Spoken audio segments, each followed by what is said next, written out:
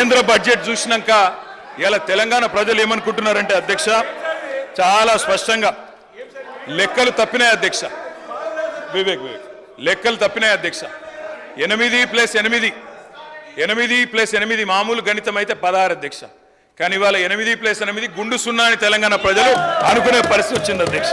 ఇది వాస్తవం అధ్యక్ష. ఎందుకంటే తెలంగాణ గడ్డ మీద పుట్టిన ప్రతి బిడ్డకు కలిగిన భావన నిన్న కేంద్ర ప్రభుత్వ బడ్జెట్ చూసినాక ఈ 10 సంవత్సరాలు ఏదైతే అన్యాయం జరిగిందో అదే అన్యాయం కొనసాగింపుగా ముందుకు పోతా ఉంది అధ్యక్ష. కాకపోతే హాస్యాస్పదం ఏమంటే మమ్మల్ని ఒక మాట అన్నారు అధ్యక్ష. ఏమన్నారు ముఖ్యమంత్రి గారు? ఏమన్నారు అధ్యక్ష?